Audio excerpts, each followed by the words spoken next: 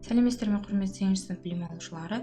Бұл видеода біз сіздермен геометрия пәні бойынша 490 жиынтық бағалау тапсырмаларына шолу жасайтын боламыз. Видеоны соңына дейін мұқият қарап, әр 4 есептің де толық әрі нақты шешімін үйреніп, дайындықтарыңызды шыңдап алыңыздар. Ал бастайық. Бірінші есеп берілгені С нүктесі АБ кесіндісінің ортасы. Мысал ретінде мынау қандай да бір АБ кесіндісі деп алатын болсақ, оның ортасы С нүктесі. Бізде берілген С нүктесінің координаталары -4 және 5, А нүктесінің координаталары -6 мен -7. Табуымыз керек Б нүктесінің координаталарын. Оны белгісіз X және Y координаталары деп алайық. Негізінде біз кесінді ортасын табуымыз үшін екі шеткі нүктелердің X-тері мен Y-терін қосып 2-ге бөлетін едік. Дәл сол формуланы қолданып, біздің сан мәндерін қою арқылы жазып алайық. Яғни А нүктесінің X мен Б нүктесінің X координатасын қосып 2-ге бөлген кезімізде С нүктесінің X координатасы шығады. Ал А нүктесінің Y координатасы мен Б нүктесінің Y координатасын қосып 2-ге бөлетін болсақ, С нүктесінің Y координатасы келіп шығады. Енді осы жерден біз белгісіз X, Y-ті іздеп бастаймыз.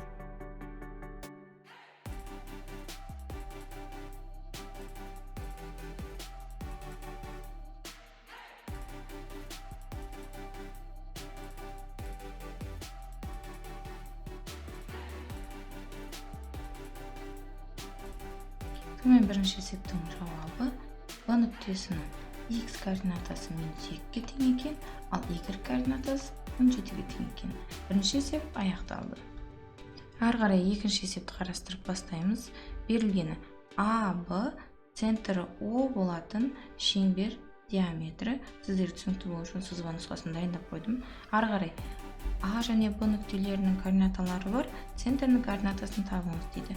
Енді центрінің координатасы О нүктесінің белгісіз болып тұрған X және Y координаталарын анықтауымыз керек болатын болса, бұл жерде де кесіндінің ортасын табу формуласын қолданамыз. О нүктесінің X координатасын табуымыз үшін біз А және Б нүктелерінің X координаталарын қосып 2-ге бөлуіміз керек.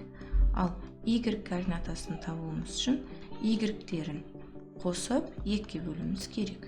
Сонымен есептейтін болсақ, бұл жерде О нүктесінің X координатасы 4-ге тең екен, Y координатасы 3-ге тең екен. А пункті есебі аяқталды. Ал енді Б-сы А пункті бойынша шеңбер теңдеуін жазыңыз дейді. Енді шеңбер теңдеуінің формуласын жатқа білесіздер деп ойлаймын, естеріңізге түсіріп алыңыздар. Ол жерде енді X азайтылған, бізде центрінің координаталары бар, 4-ті азайтамыз, квадраттаймыз, қосылған Y азайтылған 3 квадраты тең болады. Бізде белгісіз болып тұрған тек қана мына аралық, яғни радиусының квадратын жазуымыз керек. Енді ол радиусын табуымыз үшін біз АО екі нүктесінің арақашықтығын анықтауымыз керек. Ол үшін екі нүкте арақашықтығы формуласын қолданамыз. Бұл жерде О нүктесінің X-нен А нүктесінің X координатасын азайтып квадраттаймыз, қосылған О нүктесінің Y координатасынан А нүктесінің Y координатасын азайтамыз, квадраттаймыз. Есептеп тауып алдық. Радиусы түбірасты 17-ге тең екен.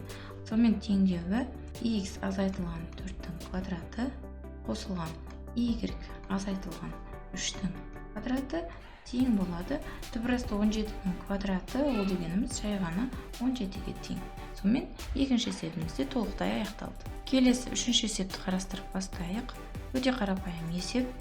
Екі түрлі шеңбер теңдеулері берілген, олардың өзара орналасуын анықтаңыз дейді.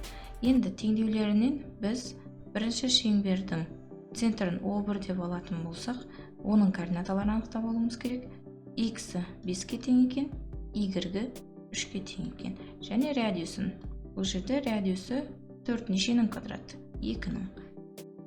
Екінші шеңбер үшін де дәл солай. Центрі бұл жерде болады екен. X 2-ге тең, Y -1-ге тең екен. Ал радиусы 9, бізде 3-тің квадраты. Осы мәліметтер арқылы біз екі шеңбердің сызбасын сызамыз.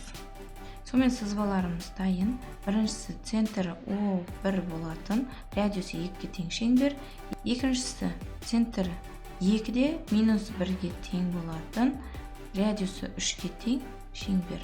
Бұл екі шеңбердің өзара орналасуы қорытынды жауабыңызды жазып қоясыз, өзара бұлар қиылысады. Соңғы төртінші есебімізді бастаймыз. Бұл жерде 4 түрлі нүкте берілген. А, Б, С, Д нүктелері табаны А, Б мен С, Д болатын тік бұрышты трапецияның төбелері. Трапецияның орта сызығы мен ауданын табыңыз дейді. Енді бұл есепті шығарудың ең тиімді жолы осы 4 нүктені де координаталық жазықтыққа белгілеп алып, оларды кесінділер арқылы біріктіріп, тік бұрышты трапециямызды сызып алу. Мен 4 нүктені белгілеп алдым. Енді оларды кесінділермен біріктіріп, тік бұрышты трапецияның кескіні тайын. Енді оның орта сызығы дегеніміз бүйір қабырғаларының орталары. Ол нүктелерді белгілеп P, Q деп атайық. Бірінші кезекте табуымыз керек біз сол P, Q-дің ұзындығын, одан кейін трапецияның ауданын. Бұл жерде енді үлкен табаны кескіннен қарайтын болсаңыздар 10-ға тең, кіші табаны 8-ге тең. Орта сызығы осы табандарының қосындысының жартысына тең. Сонымен бізде ол 9-ға тең екен. Ал ауданы орта сызығы мен биіктігінің көбейтіндісіне тең. Енді тік бұрышты трапецияда биіктігі ретінде тік бұрыш жасаған бүйір қабырғасын алсақ болады. Яғни AD болады. PQ-дің ұзындығын білеміз 9-ға тең, ал AD-ның ұзындығы бізде 6-ға тең. Сонымен ауданы 54-ге тең. Төртінші есебіміз де аяқталды. Сонымен құрметті білім алушылар, қарастырылған 4 есепті сіздерге түсінікті болды деп ойлаймын. Әлі де сұрақтарыңыз бар болса комментарийде қалдырыңыздар. Барлықтарыңызға жиынтық бағалаудан өзіңіз ниеттеген баллды алуға тілектеспін. Сәттілік!